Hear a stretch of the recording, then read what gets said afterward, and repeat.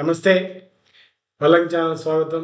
Good evening Telangana గోధులి ప్రోగ్రాంలో ఈరోజు Telangana state అట్లనే పక్క రాష్ట్రం గురించి కూడా మాట్లాడదాం. ఇవాళ దేశంలో కూడా ఒకటి రెండు ఐటమ్స్ టచ్ చేద్దాము. మా గోధులి ప్రోగ్రామ్ మోటివేషన్ ఒకటే, పార్టీని సపోర్ట్ చేయడం అంటే ఎవరికైనా ఒక పార్టీ ఐడియాలజీ ఉంటుంది, ఒక ఇంక్లినేషన్ ఉంటుంది. మీరు ఏ పేపర్ తీసుకున్నా ఏది తీసుకున్నా ఒక ఇంక్లినేషన్ ఉంటుంది. ఐడియాలజికల్ దేనికో దానికి అలైన్ అవుతారు, దట్స్ ఓకే. మేము కూడా అలైన్ ఒక పక్క. కానీ దీని డిస్కషన్లో ఉద్దేశం ఏంటంటే జనాలకి జరిగే నష్టం ఏంది, లాభం ఏం జరగాలి, మా విశ్లేషణ ద్వారా మేము చెప్పాలనుకున్నది ఏంది, జనాలకి లాభం ఎట్లా జరగాలని కోరుకుంటున్నామేమని చెప్తాం. సో ఆ ప్రాసెస్లో ఎవరు మంచి చేసిరో వాళ్ళు బరాబర్ సపోర్ట్ చేస్తాం. సో దాంట్లో ఇవాళ ఏంటంటే ఈ ఎమ్మెల్యేలు 10 మంది ఎమ్మెల్యేలు పార్టీ మారారు. సరే, పార్టీ మారడం కొత్త కాదు. మారిన వాళ్ళు ఆ సొంత పార్టీ వాళ్ళు వాళ్ళ మీద ఫైట్ చేస్తున్నారు. అయితే ఒక విచిత్రమైన ఒక వికారమైన ప్రాసెస్ నడుస్తుంది కాంగ్రెస్ పార్టీ వాళ్ళకి. వాళ్ళు తెలివి అనుకుంటారు కానీ ఇంత మూర్ఖులనేది వాళ్ళకి అర్థమైతే లేదు. ముఖ్యమంత్రి ఏమో వాళ్ళని కూర్చోబెట్టి మాట్లాడతాడు, మా పార్టీ అని అంటాడు. దానా నాగేంద్ర అని ముడ్డని కొట్టుకొని తిరుగుతాడు. వీడేమో శ్రీధరబాబు వచ్చేమో వాళ్ళ పార్టీ కాదు, మా పార్టీ కాదు, వాళ్ళ పార్టీ అంటారు. తలకాయ పని చేస్తుందా, పని చేయదా అంటే జనాలంటే మీకు అంత చులకన ఉందా అని ఒక ఆవేదన. తీసుకోరా భయ్, ఎమ్మెల్యేడు అందరిలో లేడు, తీసుకోండి, నడిపించుకోండి, కోట్లలో అడ్డం తిరగండి. వాళ్ళు కేసు ఇస్తే మీరు దానికి ఉల్టాయండి, ట్రాక్ చేయండి. కానీ జనాలు పిచ్చోళ్ళు చేయకు, జనాలు పిచ్చోళ్ళు కాదు, మర్యాద ఇవ్వండి జనాలకు. ఇట్లా అడ్డగోలుగా మాట్లాడడం బాగాలేదు. ఒకటే వీళ్ళు అప్రజాస్వామికంగా ఎంత మూర్ఖత్వంగా మాట్లాడుతారు అంటే ప్రభుత్వము. ముఖ్యమంత్రి ఒకటి మాట్లాడతాడు, మొత్తం సిఎల్పి నేను బొంద పెట్టేస్తా, మొత్తం పార్టీని లేకుండా చేస్తా అని పలికిన ముఖ్యమంత్రి మరి ఇప్పుడు ఏమైందో చూస్తున్నాం. బోర్ల పడ్డాడు. అదొకటి. రెండో అంశము, దీనికి సపోర్ట్ గా నిన్న సిఎల్పి మీటింగ్ అని అన్ని ఛానల్లో పేపర్ అంతా హంగామా చేసి పార్టీ మీటింగ్ ఎక్కడ జరగాలి? శాసనసభలో వాళ్ళ పార్టీ ఆఫీసులో జరగాలి. శాసనసభ పార్టీ ఆఫీసులో జరగవచ్చు, లేదా పార్టీ ఆఫీసులో జరగవచ్చు, ఇలా ఇంకేమైనా జరగవచ్చు. కానీ వాస్తవం జనరల్ గా జరిపేది ఈ రెండు ప్రదేశాలలో జరుపుకుంటారు ఎవరైనా, పార్టీ ఆఫీసు లేదా అసెంబ్లీలో. కానీ ఈయన కొత్త ట్రెండ్ ఏంటంటే, ఆయన ముఖ్యమంత్రి ఇంటి దగ్గర బంజారా హిల్స్ పరిసర ప్రాంతాలలో ఆయన హోటల్లో పెట్టిండు వీకెండ్ పార్టీ. ఈయన వీకెండ్ ముఖ్యమంత్రి కదా, ఈయనకి ఇంకోటి ఉంది, బిరుదుంది, అది తర్వాత చెప్తాం. అయితే ఈ కాంగ్రెస్ పార్టీ 10 మంది ఎమ్మెల్యేలను తీసుకొని సిఎల్పి మీటింగ్ కు గాంధీ, గౌడు, ప్రకాష్ గౌడ్ వాళ్ళు వచ్చారు. ఎంత నిర్లజ్జగా నిస్సిగ్గుగా ఆ సమావేశం అయిన తర్వాత ఈ శ్రీధర్ బాబు ఇంతో అంతో చదువుకున్నాడు అనుకున్నాం. శ్రీధర్ బాబు ఇప్పుడు అందులో ఉన్న క్యాబినెట్ లో ఇంత నిస్సిగ్గుగా మాట్లాడుతున్నంటే ఎవరు పిక్కలు అనుకుంటున్నావా, ఎవరు అనుకుంటారు ప్రజలు? ఇంత మీరే తెలియగలరు అనుకుంటున్నారా? ఇంత ఏమాత్రం కొంచెం కూడా నిస్సిగ్గుగా మాట్లాడేటువంటి క్యారెక్టర్ అంటే ఎంత వికారంగా ఉందంటే ఈ రాష్ట్ర రాజకీయాలు. ఇంత వ్యూహం అని వాళ్ళు అనుకుంటారు కానీ ఇది వ్యూహం కాదు, మన తెలుగులేని బడపలని వెర్రి పుష్పాలని జనం అనుకుంటారు. వాళ్ళకి అర్థమైతలేదు. అలా అనుమానమే ఉన్నది. ఆయన మన కేటీఆర్ చెప్పినట్టు మీకు తెలియదన్న సంగతి కూడా మీకు తెలియదురా బాబు అని చెప్పింది చూడు. అవును, అదొక దరిద్రం అంట. మీకు తెలియదన్న సంగతి కూడా తెలియదు, అట్లనే ఉంది. మీరేమో పెద్ద వ్యూహం చేస్తున్నాం అనుకుంటారు కానీ ఆ వ్యూహం ఏంది? మీ బొందల వ్యూహం. వాడేమో ఒక మాట చెప్తున్నావు, నువ్వు ఇంకో మాట చెప్తావు. వాడపోతావే నువ్వు పోతావు చెప్తున్నావు. మీ బొంద మీద వ్యూహాలు. కానీ ఇక్కడ వీళ్ళు ప్రజలలో మీటింగ్లలో ప్రెస్ దగ్గర ఒక మాట చెప్తారు, కోర్టులనేమో ఇంకొక మాట చెప్తారు. కోర్టులపై మా కావాలి కాదంటారు. అక్కడికి తీస్తారు. ఎంత నిస్సిగ్గు అంటే నీలాంటి పనికి మాలలు అంత పెద్ద పదవులు కూర్చోవటం వల్ల ఏమవుతుందంటే జనాలకు రాజకీయాల మీద ఒక రకమైన ఏవగింపు వస్తుంది. అరే ఇంత చిల్లరగాడ వాళ్ళు కావచ్చా? మనం అయితే చిల్లరగాడంతా పెద్దవైతే ఇప్పుడు ప్రతి చిల్లరగాడు నేను కావచ్చు అనుకునే పరిస్థితి. చిల్లరగాడు ముఖ్యమంత్రి మినిస్టర్లు కావచ్చా అనే స్థాయికి దిగజార్చి అంటే మీ టాలెంట్ చూస్తే నా దగ్గర పనిచేయడానికి ప్యూన్ కూడా పనికిరారు. నేను పర్సనల్ ఫీల్ అవుతున్నాను. అంతే కదా, ప్యూన్ కూడా పనికిరారు. మీకు నాకు తెలియదు. అదే ప్యూన్ అవద్దాం మాట్లాడుతున్న ఎథిక్స్ కి ఎంత వరస్ట్ అంటే వీళ్ళు దాన్ని మన స్టేట్ ఒక స్థాయి మొన్నటిదాకా ఏ స్థాయిలో ఉంది, ఇప్పుడు ఏ స్థాయిలో ఉంది పాలిటిక్స్ అని చూస్తే జీరో తీసుకొచ్చిరా ఆయన మీ పని. దానికి నువ్వు నైతికంగా కానీ రాజకీయంగా కానీ అభివృద్ధిలో తెలివితేటలో కానీ నీ టెక్నాలజీలో కానీ నీ టాలెంట్లో కానీ ఒకటి మాట్లాడాలంటే ఇంకోటి, ఒకటి మాట్లాడాలంటే ఒక మాట. ఇంకో పెద్ద వ్యూహం, మీరు పెద్ద మేధావులు, రాజకీయవేత్తలు, మీ బంధమే తెలివితేటలు. అరే చిన్న పరంగా అర్థమైంది మీరు మాట్లాడే మాటలు. దీనికి తోడుగా ఇవాళ హైకోర్టులో ఒక పిల్లు పడ్డది. ఎవరు కే పాల్ వేసిండు. గమ్మత్ ఏంటంటే అందరూ ఆయన కే పాల్ జోకర్ అనుకుంటారు గత 10 అంటే దాదాపు రాజశేఖర్ ఆయన జోకర్ చేసిండు, వాళ్ళు కాంగ్రెస్ పార్టీ జోకర్ చేసింది ఆయన ఇవాళ ఒక మంచి పని చేసిండు, పిల్లేసిండు.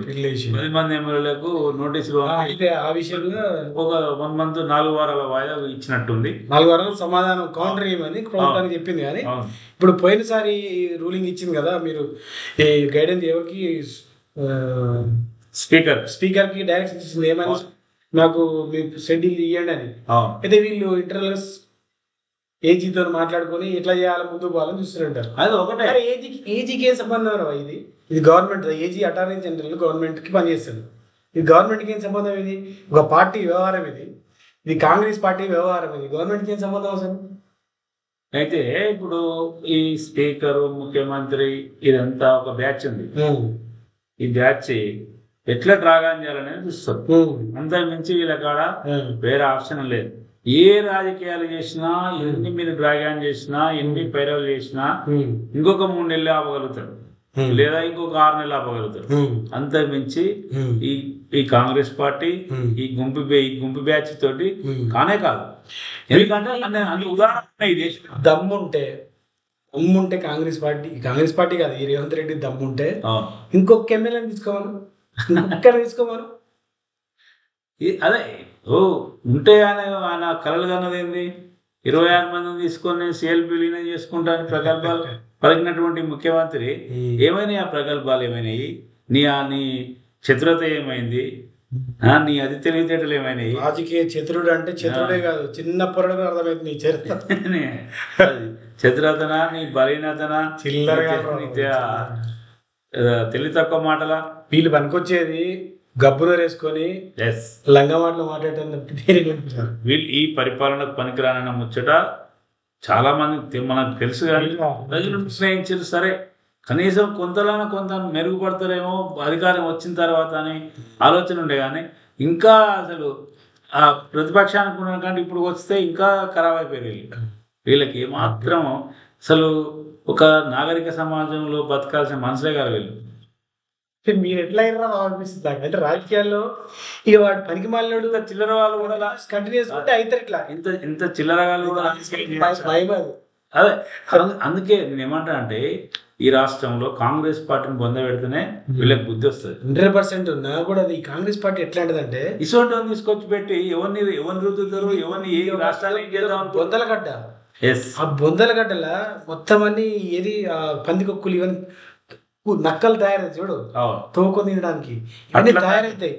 అందుకే ఆ కాంగ్రెస్ పార్టీ అనేది ఉండనికూడదు అసలు.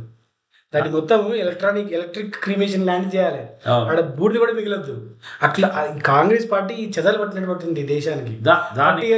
ఎవరిని పోషిస్తుంది అంటే చెదల్ని మొత్తం లుచ్చగాలని, లంగల్ని, గూన్లని, డాన్లని, ఒక వేస్ట్ క్వాలిటీ లేని సరుకు మొత్తం కాంగ్రెస్లో పోతుంది. పెద్ద ప్రాబ్లం కాంగ్రెస్. అందుకే ఈ కాంగ్రెస్ పార్టీ ఉండకూడదు. తను ఏజ్ అయిపోయింది, 100 ఏళ్ళు అయిపోయింది, చచ్చిపోవాలి అది. కాబట్టి ఇప్పుడు వీళ్ళంతా ఆ బ్యాచ్కి వస్తుంది. ఇదంతా అదే చెత్త. ఇది మొత్తము మనం దాన్ని ఏమంటారు కదా, పోతారు కదా తిన్నాక మిగిలిన పిప్పి ఉంటుంది చూసిన, ఆ పిప్పికి కూడా ఆ పిప్పిలో పిప్పి వీళ్ళు. కాబట్టి మిత్రులారా, ఇంత దరిద్ర పాలన, ఇంత అప్రజాస్వామికము, ఏమాత్రం నైతికత లేని, ఏమాత్రం కొంచెం కూడా విలువ లేని పరువు తీయకరా తెలంగాణ. ఆల్రెడీ తీస్తున్నారు. కోర్టు పోతే నవ్వుతుంది. మీ సిగ్గున్నారు మీరు మంత్రులా, లేకుండా ఇక్కడ రోడ్ల మీద తిరిగే పనికిమాల ఏం మాట్లాడతారు? మీకు నష్టం అంతే కదా. నువ్వు ఇట్లా మాట్లాడుతూ కోర్టు పోయే వల్ల శుద్ధ పూస లేక అఫిడవిట్ ఇచ్చి బుద్ధి జ్ఞానం కోర్టు ఇదేమన్నా రాజ్యాంగం మీద ప్రమాణం చేసినటువంటి వచ్చిన ఆవేశాన్ని 10 నిమిషాలు మాట్లాడిన వాళ్ళ గురించి. అది ఇది మిత్రుల వీళ్ళకు అక్టోబర్ 8, 9 తారీఖు ఏం జరుగుతుంది చూద్దాం. స్పీకర్ తీసుకు అదే డ్రాగాన్ చేయడానికి ప్రయత్నం చేస్తారు. అంతకుమించి ఇలా నిర్ణయం ఉండదు, మన ఉండదు. డ్రాగాన్ చేయడానికి ఇంకో ఏ పాయింట్ మీద డ్రాగన్ చేస్తారని చూద్దాం. ఏం చేసినా కూడా ఇంకొక 3 నుంచి టైం అనుకుంటారా టైం 3 నుంచి 6 నెలల కంటే ఎక్కువ లాగలేదు. అది ఫైనల్. లాగితే లాగకూడతేలే కానీ అంతే. అదొకటి. ఇంకోటి ఏంటంటే ఆంధ్రలో ఒక విచిత్రమైన సంఘటన నడుస్తుంది. ఏంది 100 రోజులు అక్కడ ఏపీ గవర్నమెంట్ వచ్చి 100 రోజులు అవుతుంది. 100 రోజులు కాగానే 100వ రోజు ఏదో ప్లాటినం జూబ్లీ, సిల్వర్ జూబ్లీ చేస్తారు కదా జనరల్గా పార్టీ సినిమాలకు. అట్లాంటి దానికి బదులు ఒక సంచలనం లేపారు అక్కడ. ఇది లడ్డూలో ఏదో కొవ్వు కలిపిరు, జంతువుల కొవ్వు కలిపిరు అని లేపారు. అయితే ఇది యాక్చువల్గా గవర్నమెంట్ దాన్ని ఒక సీక్రెట్గా ఉంచితే బాగుండేదేమో నా అభిప్రాయం. ఎందుకంటే నేనేమంటా మిత్రం అంటే అది జరిగిందో లేదో మనకు తెలియదు. ఇప్పటికి కూడా ఇతిమితంగా ఖచ్చితంగా ఎవరు నిర్ధారణ చేయలేదు. చేసినట్టు కూడా ఆ సంస్థలు కూడా ఎక్కడ బయట చెప్పుకోవడం లేదు. అయితే నేనేమంటా అంటే ఈ ఇంత 40 సంవత్సరాల ఇండస్ట్రీ అన్నటువంటి ముఖ్యమంత్రి ఇంత బహిరంగంగా హిందూ మతం పట్ల, హిందూ మనోభావాల పట్ల ఇంత కూడా అసలు వీళ్ళకి బాధ్యత. తిరుమల తిరుపతి అంటే ఒక ఎంతో పవిత్రత భావన, పవిత్రమైనది, మనందరం ఒక సెంటిమెంట్ భావన. అసలు అదొక ఆయన నిన్న రాత్రి నేను చూసిన చాలా బాగుంది. నేను ఆడిపోతే చాలా వైకుంఠం ఉందో లేదో మనకు తెలియదు, కానీ ఇటుపోతే వైకుంఠంకి వచ్చినట్టే అని చెప్తుంటూ ఇంత బలం అది వైబ్స్ ఉంటాయి. నేను ఏమంటే ఒకవేళ నిజంగానే జరిగింది అనుకోండి, జరిగితే నీకు నీ రాష్ట్రం నీ చేతిలో ఉంది, నువ్వు ప్రభుత్వ అధినేత, ఆ రాష్ట్ర అధినేత, నీకు ఆడ ఏజెన్సీలు ఉన్నాయి, ఎంక్వైరీ చేయి. మొత్తం తేటతెల్లమైన తర్వాత బహిర్గతం చేయాల్సినటువంటి పరిస్థితి. నేను అదేంటంటే ఇంత సెన్సిటివ్ మ్యాటర్, అంత పెద్ద గొప్ప పేరున్న దేవుడు, ఇప్పుడు ఆ విషయాన్ని బయట పెట్టడం వల్ల నీ జనాలకు కలిగిన లాభం ఏంది? లాభం కాదు, హిందువుని ఎవరికి లాభం జరిగింది? ఎవరు హిందూ ఇప్పుడు సరే ఆయన రాజకీయాలు ఉంటే ఉన్నాయేమో, ఈ పార్టీ ఆ పార్టీ తప్పు చేస్తే చేసిండు, నువ్వు ఒప్పు చేస్తున్నావు అంటే అది ఏందో రేపు తెలుస్తుంది. అదొక సమస్య. అయితే రెండోది హిందూ మతం పట్ల నీకు దేవుని పట్ల భావన ఉన్న వాళ్ళకు నువ్వు చేసినటువంటి ఈ వికృతమైన చేష్టలు ఏ భావం కలుగుతుంది? అది ఎందుకు అంటే ఇట్లా ఇప్పుడు ఆ పీరియడ్లో మీరు చెప్పిన పీరియడ్లో అక్కడ లడ్డూ తిన్నోళ్ళు కానీ, దర్శనం పోయిన వాళ్ళు కానీ, ఇప్పుడు వాళ్ళు ఎట్లా ఫీల్ కావాలి? ఏమంటే అందులో చాలా మంది నాన్ వెజిటేరియన్స్ ఉంటారు. ఇంకొకటి చాలా మంది ఉంటారు వెజిటేరియన్స్. వాళ్ళు తిన్న వాళ్ళు ఏమని ఫీల్ కావాలంటే నేను ఇది కొవ్వు తిన్నా, పంది మాంసము, పంది కొవ్వు తిన్నట్టు అనుకోవాలన్నా వాళ్ళు. ఇప్పుడు నువ్వు క్రియేట్ చేసి కదా పెద్ద మనిషి, నువ్వు ఓపెన్ చేసే ముందు జనాలు ఎట్లా రియాక్ట్ అవుతారు, వాళ్ళు ఎట్లా అడ్డ అవుతారు, పరిణామాలు ఎట్లుంటాయి, మతం పట్ల ఎట్లుంటది, భావన పట్ల ఎట్లుంటది, దేవుని పట్ల ఎట్లుంటది, తిరుపతికి వచ్చే భక్తులకు ఎలాంటి మనోభావాలు దెబ్బతింటాయి అనే ఆలోచన చేయొద్దా? సీనియర్ ముఖ్యమంత్రి బయట పెట్టాల్సిన అవసరం లేదని నా అభిప్రాయం. ఒకవేళ ఎంక్వైరీ చేసి తర్వాత నువ్వు వాళ్ళ మీద చర్య తీసుకుంటే అది అయిపోతుంది ఆడికి. సరే పరిస్థితుల్లో తప్పు జరిగింది, నువ్వు ఎంక్వైరీ చేయించేది అవకతవకలు ఏం చెప్పి బయట పెట్టి వాళ్ళని చేసి తర్వాత చేసేది ఉండేదేమో, కానీ నువ్వు తీసుకొచ్చి ఏమవుతుందంటే నమ్మకం సడలిపోతుంది. ఆ దేవదేవుని పట్ల నమ్మకం సడలుతుంది, భక్తులకు ఒక నిర్లిప్త భావన ఏర్పడుతుంది. అదే నాకైతే అర్థం కాలేదు. ఈ లడ్డూలో కలిసింది మాంసము అని బయట పెట్టడం వల్ల ఏ రాష్ట్రానికి కానీ, టీటీడీ దేవాలయానికి కానీ, ప్రజలకు కానీ జరిగిన లాభం ఏంటి? జగన్మోహన్ రెడ్డికి నష్టం జరపవచ్చు, కానీ దాంతో పాటు ఎంతమంది జరిగింది, ఎంతమంది మనోభావాలు దెబ్బతిన్నాయి, ఇది ఏమన్నా ఆలోచన చేసిరా? అయితే ఇంకొకటి, నేను జగన్ రెడ్డి ఏం చేసిండు, పిఎంకి లెటర్ రాసినాడు సిబిఐ ఎంక్వైరీ చేయండి అని. మంచిది. ఈయన ఏం చేసిండు, Chandrababu Naidu SIT SIT form చేసిండు. మరి ఇప్పుడు ఆయన తప్పు చేసిన ఆయన నన్ను సిబిఐ ఎంక్వైరీ చేయమని అడుగుతున్నప్పుడు అదేం చేస్తలేవు అనేది ఇంకొక డౌట్ వస్తుంది. అంతే కదా, ఎందుకు చేస్తలేవు? నేను ఎట్లయినా బయట పెట్టినా రచ్చ జరిగిపోయింది, సిబిఐతో ఎంక్వైరీ చెప్పి మొత్తం క్లియర్, మొత్తం నీళ్ళు పాలకు అవుతాయి కదా, ఎందుకు చేస్తలేవు?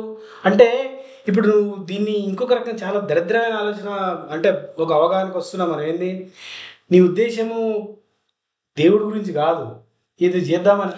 నేనేమంటా మిత్రం అంటే, నువ్వు గత 5 సంవత్సరాల నుంచి జగన్మోహన్ రెడ్డి పరిపాలన, ఓన్లీ పరిపాలన వదిలేసి ఓన్లీ తిరుపతి దేవస్థానం పట్ల ఆయన వివరించిన తీరు గురించి చాలా సందర్భాలలో, చాలా సమావేశాల్లో మాట్లాడినావు. నువ్వు రాగానే అవన్నీ రూపుమాపడానికి ఏం చర్యలు తీసుకున్నావు? అది ఉండాలి కదా. నువ్వు ఇన్ని రోజులు ప్రతిపక్షం ఉన్నప్పుడు మాట్లాడినావు, నువ్వు రాగానే ఇప్పటికి 100 రోజులు అయిపోయింది. 100 రోజుల నువ్వు మొత్తం రూపురేఖలు మార్చాలి కదా.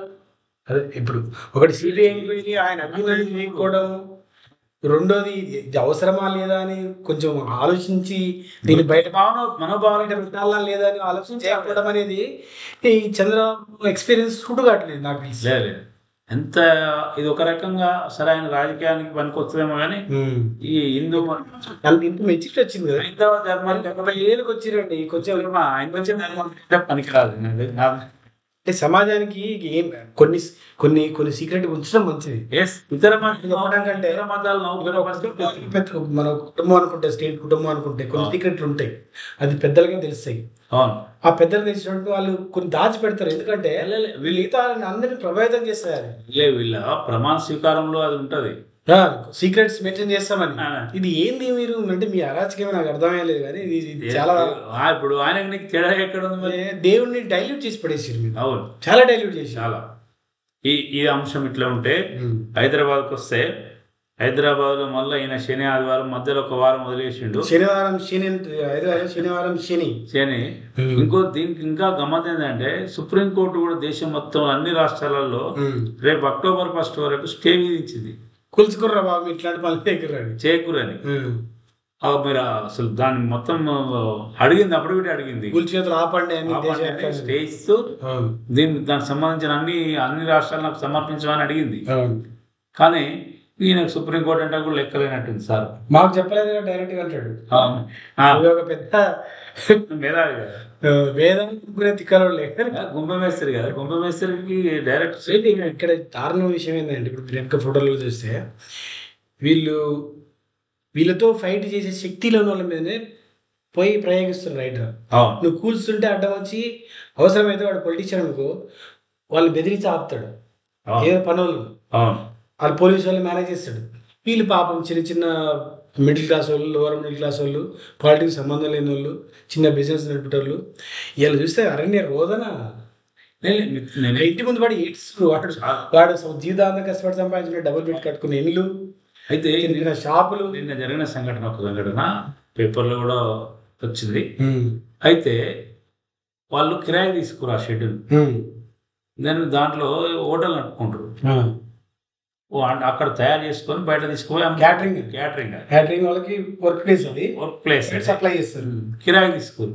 కనీసం ఆ సామాన్లు తీసుకోవడానికి కూడా టైం ఇవ్వకపోవడం. మీరు ఏం రక్షిస్తారు, ఏం కాపాడుతారు ఈ హైదరాబాద్ను? ఇప్పుడు అట్లా అనుకోని ఇన్స్టెంట్ లో కూలిస్తే మీకు సంతోషం అయింది. ఏమి శాడిజం అది? వాళ్ళు ఆరేం సామాన్లు ఆగలేనంత అంత ఆగలేదు. నేను ఏమంటాను మిత్రం అంటే ఇప్పుడు ఈ 15 రోజుల నుంచే వచ్చిందా పరిపాలన? ఇప్పుడే వచ్చిందా? ఈయన ఇప్పుడే దిగిన పైనుంచి ఏమైనా ఊడిపడ్డా? ఈ ముఖ్యమంత్రి ఇప్పుడే ఇన్ని రోజులు పరిపాలన జరగలేదంటే ఏం చేసినా అది నెగిటివ్ అయినా పాజిటివ్ అయినా మన పేరు మొగించాలనుకుంటుండే తిక్కలైన డైవర్షన్ ఇది. మిగతా అంశాలు ఏం మాట్లాడుతుంది రాష్ట్రంలో? అయితే దీని కంటిన్యూషన్ ఈ డైవర్షన్ చేస్తున్నారు కాబట్టి పేపర్లో ఈ ముచ్చట్లే రాస్తున్న పనికి మళ్ళీ మమ్మల్ని పట్టించుకుంటలేరని ఆ పక్కన రైతులు చూసినావా వాళ్ళు ఏం చేస్తున్నారు అంటే పొలాలకు పోయి వాళ్ళ పాస్బుక్లు పట్టుకొని రుణమాఫీ సెల్ఫీలు అని కొత్తగా వచ్చినాయి. రుణమాఫీ సెల్ఫీలు అంటాయి. ఒక గుంపు ఒక్కొక్క ఊర్లో మొత్తం సెల్ఫీలు తీసి సోషల్ మీడియా పెడుతున్నారు. దానికి కారణం కూడా చెప్తా, నేను కూడా బాధ్యత అంటే నేను కూడా చూసినా కాబట్టి ఏమైతుందంటే వీళ్ళు ఒక లిస్ట్ ప్రకటించారు కదా 18,000 కోట్లకు. ఆడు చేసింది ఎంత 7,500 కోట్లు. 18,000 కోట్ల లిస్ట్ ఏంటంటే అన్ని బ్యాంకులలో ఒక లిస్ట్ ప్రకటన చేశారు. ఆ లిస్ట్ వాళ్ళని మళ్ళీ ఎంక్వైరీ చేశారు అగ్రికల్చర్ డిపార్ట్మెంట్. ఎంక్వైరీ చేసి అందరినీ ఎవరైతే లోన్దారులు ఉందో వాళ్ళందరినీ పిలిచి పాస్బుక్ అగ్రికల్చర్ ఏవో రుణదారుడు వ్యవసాయదారుడు వీళ్ళు ముగ్గురు ఇట్లా పట్టుకుంటే ఆయన సెల్ఫ్ దింపుతాడు. దింపి ఆయన ఒక యాప్ తయారు చేశారు. ఆ యాప్ లో అప్లోడ్ చేస్తాడు. ఈయన ఎవరిది ఫోటోది, భార్యాభర్త ఇద్దరిది, ఏవోది ప్లస్ ఆ పాస్బుక్. ఇది దీనికి వ్యతిరేకంగా రైతులు ఏం చేస్తారంటే సెల్ఫీలు తీసి పంపుతారు. ఇది జరిగిన కథ. ఏమన్నా సోయిందా దాంట్లో? ఏమన్నా దానికి ఏమైనా చట్టపద్ధతి ఉంటుంది అని సెల్ఫీ తీసి యాప్లు ఎక్కిస్తే ఏమవుతుంది? ఎందుకంటే డేటా లేకుంటే ఎక్కియాలి. కానీ వాడి దగ్గర ఉన్నారు పాస్బుక్లోనే ఆ డీటెయిల్స్ పొందమే తెలియదు. కుటుంబ పరిశీలన చేస్తున్నామని అదొక బిల్డప్ టైం పాస్ ప్రోగ్రామ్. ఇవన్నీ కుటుంబ పరిశీలన చేసేది ఉన్న లోన్ డబ్బులు వేయరా అంటే కుటుంబ పరిశీలన ఇది ఇలా ఇంకా తెలియదు. తెలియదు కానీ జనాలు మాత్రం ఆగం పట్టిస్తారు. నేను ఏమంటే ఈ ప్రభుత్వం ఎంత చేతగాని దద్దమ్మ ప్రభుత్వం అంటే అన్ని విషయాలలో మీ తెలివితేటలు చూస్తే వామిటింగ్ అవుతుంది. అన్ని ఒకవేళ తప్పు చేసినా కూడా దాన్ని కవర్ చేయడానికి ఒక గొప్పగా అంటే ఎవరు ఊహించని కొంచెం జీనియస్ లెవెల్ ఆలోచన చేసి దాన్ని ఎట్లా తీసుకపోతే అరే మనగాడు వేసిన పిచ్చలాగా ఉండాలి మీది పుట్టిగా తెలిసిపోతున్నారు ఆయన. ఒకటి మర్చిపోగానే ఇంకొకటి వస్తుండు. జోకర్ వెళ్తారు జోకర్ మొత్తం జోకర్ వెళ్తారు మొత్తం. ఇప్పుడు ఇవాళ నిన్న ఒకటి మాట్లాడాడు. ఇవాళ మర్చిపోయినాం, రేపు మర్చిపోతే ఎల్లుండి ఇంకోటి వెళ్తాడు, ఇవాళ ఇంకొక కుదా కూర్చుంటాడు.